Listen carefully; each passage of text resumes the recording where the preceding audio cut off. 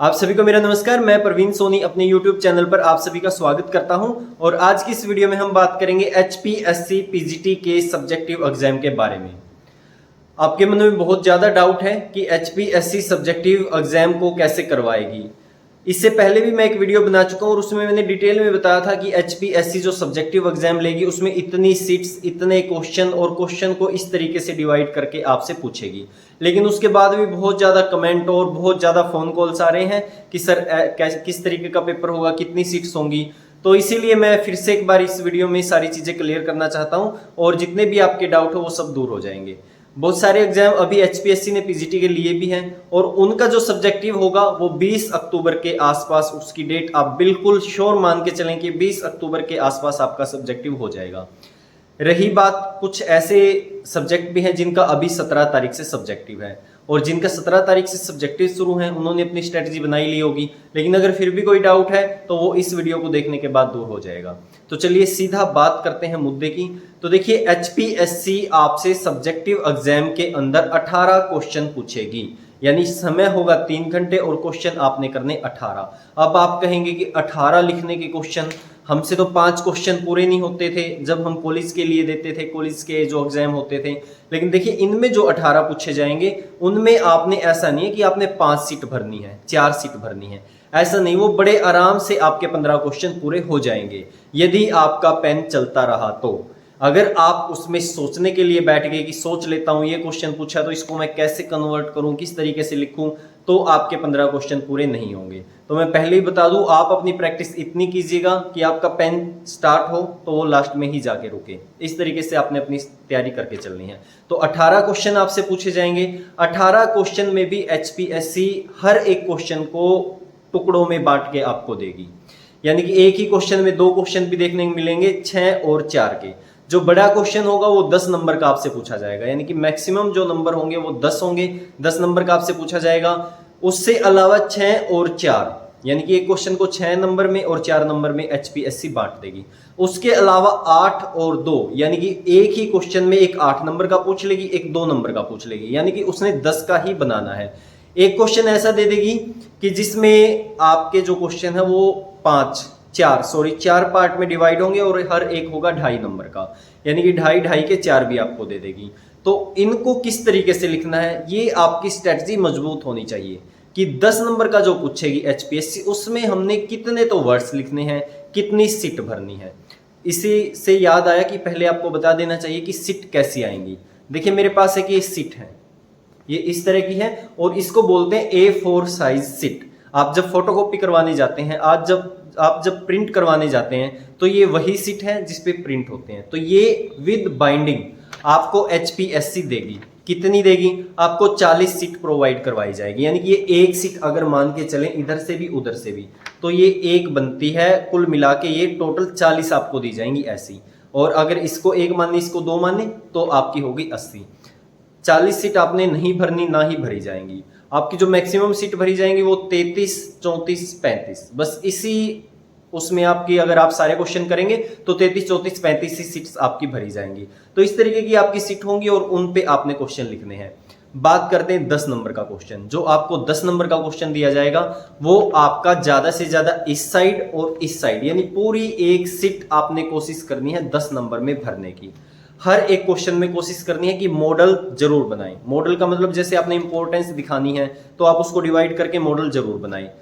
Starting करें introduction से, definition याद है तो डेफिनेशन जरूर डालें और लास्ट में डालें कंक्लूजन, यानी कि निष्कर्ष जो है वो आपने बाद में डालना है और जरूर डालना है। तो इस तरीके से आपने बांटना है और आप पता ही है आपको इस पे कितना खुला खुला भी लिखा जाता है, कितनी सुंदर राइटिंग्स भी आती है। जिस बच्चे को इस पे लिखना आता है उसकी बहुत ज्यादा जबरदस्त सुंदर राइटिंग्स इस पेज पे आती है। कोई बोर्ड आपने लेके नहीं जाना, कोई वॉच लेके नहीं जानी, कोई स्केल आपने लेके नहीं जाना। आपने पेन लेके जाना और एक पेन के बजाय आप 2 लेके जा सकते हैं, एक ब्लैक एक ब्लू, क्योंकि मॉडल्स वगैरह बनाते टाइम आप ब्लैक का यूज कर सकते हैं। जो कोई हेडलाइन है या कोई मेन अंडरलाइन करनी है तो उसमें आप ब्लैक का यूज कर सकते हैं। एक बहुत ज्यादा क्वेश्चन आता है मीडियम का। देखिए, जिनका मीडियम इंग्लिश दे रखा है उनको इंग्लिश में ही लिखना है। जिनका मीडियम बोथ लैंग्वेज का है वो बोथ लैंग्वेज कर सकते हैं, लेकिन इतनी ज्यादा नहीं कि आप हिंदी आपने मीडियम ले रखा और आप हिंदी आधी आधा इंग्लिश क्वेश्चन आधा हिंदी में, ऐसा नहीं करना। जो मेन हेडलाइंस वगैरह है, हेडिंग वगैरह है, वो आप डाल सकते हैं। कोई चीज आ गई वो आप इंग्लिश में डाल सकते हैं, छोटी सी कोई वर्ड्स आ गया, लेकिन ऐसा नहीं कि आधा क्वेश्चन आप हिंदी में आधा इंग्लिश में, ऐसा नहीं करना है। ये होगी 10 नंबर के क्वेश्चन की बात कि आपने दोनों तरफ से जो 10 नंबर का क्वेश्चन है उसमें एक सीट भरनी और ये पर्याप्त है। अब बात करते हैं 2.5 नंबर के क्वेश्चन की। देखिए 2.5 नंबर का क्वेश्चन आपको वर्ड लिमिट होती है 2.5 नंबर क्वेश्चन की 150 वर्ड, तो आप 150 वर्ड देख लेना कितने आते हैं, नहीं तो 3-4 लाइन ही, 2-3 लाइन ही भरेंगी, मैक्सिमम 4 लाइन होगी। तो वो आपने इस तरीके से करना है, यानी कि मैक्सिमम 4 लाइन में 5 लाइन में आप उसको कर देना। जैसा भी आपको लगे कि समय है तो 1 लाइन बढ़ा देना, अगर लगे कम है तो कम कर देना। ये ऐसे 2.5 का आपने लिखना है। अब आपसे आएगा 4 नंबर का। 4 नंबर में आपने आधी सीट से थोड़ी सी ज्यादा, 2 लाइन ज्यादा, यानी कि आधी सीट से 2 लाइन ज्यादा आपने 4 नंबर के क्वेश्चन में लिखनी है। बातें आपने मेन ही लिखनी है, वहां पर कोई ऐसी गाथा गानी नहीं है। हमने ऐसा कोई नहीं लिखना शुरू कर देना कि कुछ भी लिखते गए कोई कथा शुरू कर दी, ऐसा नहीं। ये कोली से डिफरेंट है। एक एक वर्ड्स का वजन आपका यहाँ एग्जामिनर के माइंड पे इफेक्ट डालेगा, तो आपने उसके माइंड को ही इंप्रेस करना है। तो ऐसे वर्ड्स, ऐसी लाइंस आपने लिखनी है। अब बात करते हैं 6 नंबर के क्वेश्चन की। एक ये सीट होगी और उधर से 3-4 लाइन, यानी कि 2-3 या 3-4 लाइन, एक 6 नंबर में पूरी ये और 2 लाइन में कहूंगा, सॉरी मैं 2 ही लाइन कहूंगा, 2 नहीं, तो ये जरूर भरनी है आपने। 6 नंबर में ये भरनी है, और 8 नंबर का पूछे तो एक ये और आधी ये, 8 नंबर में ये भरनी है। यानी कि 6 नंबर की बात कर लेता हूं मैं एक बार फिर से। 6 नंबर में पूरी सीट आपने इस साइड की भरनी है। 8 नंबर की बात करूं तो पूरी सीट ये और आधी सीट ये आपने 8 नंबर में भरनी है। तो इस तरीके से आपने अपना हर एक क्वेश्चन लिखना है वहां पे, और लिखते टाइम ज्यादा सोचना नहीं है, जो आपके मन में आता है आप इतनी प्रैक्टिस घर पे करके जाइए कि वहां सोचना ना पड़े। तो फटाफट वहां अपने सारे क्वेश्चंस जो है उनके आंसर लिखने हैं। आपको क्वेश्चन की जो बुकलेट होगी वो अलग से मिलेगी, इस पे आपको क्वेश्चन मिला नहीं दिखेगा। बहुत सारे ये क्वेश्चन पूछते हैं कि क्या स्पेस दिया मिलेगा, नहीं, आपको यहाँ क्वेश्चन नंबर डालना है, वो क्वेश्चन पेपर आपको अलग से दिया मिलेगा और फिर आपने आंसर लिखना है। तो इस तरीके से आपने क्वेश्चंस का आंसर लिखना है। अब बात कर लेते हैं कि नंबर कितने आएंगे। देखिए ऐसे जो पेपर हुए हैं इससे पहले, यानी आपसे पहले पोल्यूशन कंट्रोल बोर्ड वालों के हुए हैं, और उनका यही पैटर्न था जो आपका है, यानी कि पीजीटी का और उनका पैटर्न एक ही था। 150 नंबर का ही उनसे पूछा गया था, यानी कि 87.5 में उसको वेटेज के हिसाब से कम कर लिया था। तो इस तरीके से उनके हुए हैं और उनका ही मैंने आपको पैटर्न बताया है। कल ये हो भी सकता है चेंज, लेकिन 99% यही संभावना है कि ऐसा ही पेपर आपसे पूछा जाएगा, क्योंकि पोल्यूशन कंट्रोल बोर्ड वालों का सेम पैटर्न था और ऐसा ही उनसे पूछा गया है। उनको ऐसी सीट दी गई है, लाइन वाली जो सीट है वो आपको नहीं मिलेगी, कि अगर आप सोचे लाइन वाली सीट आपको मिलेगी, ये प्लेन पेपर ही आपको मिलेगा। और उनका जो रिजल्ट की बात करूं, मुझे उसमें पूरी फेयरिटी नजर आई है, मुझे नहीं लगा इसमें कहीं हेर फेर हुआ है। तो इसी तरीके से आप मान के चलना कि आपकी मेहनत ही आपके काम आने वाली है।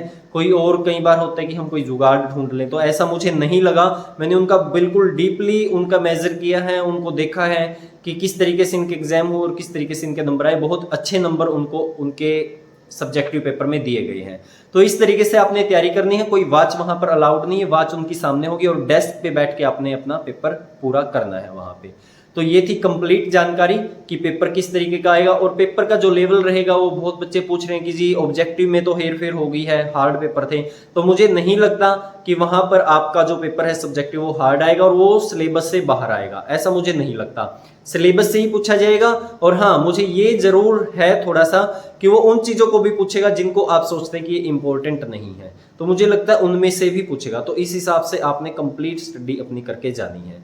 तो फिलहाल वीडियो में यही था, और अगर आपको वीडियो पसंद आती है तो आप सब्सक्राइब कर सकते हैं, लाइक कर सकते हैं, शेयर कर सकते हैं। अगर आपको जानकारी लगती है कि ऑथेंटिक है और आपके काम की है, तो आप कमेंट्स के अंदर भी कमेंट्स लिख सकते हैं और शेयर और सब्सक्राइब कर सकते हैं। अगर आपका कोई सवाल है तो कमेंट बॉक्स के अंदर मेंशन कर देना, मैं उसका रिप्लाई आपको जरूर करूंगा। और अगर कोई आपकी राय है या वीडियो में कोई अगर तब्दीली करनी है तो उसका भी आप कमेंट्स या मुझे पर्सनली बता सकते हैं। मेरा नंबर यहाँ आपको मिल ही जाएगा कमेंट बॉक्स में।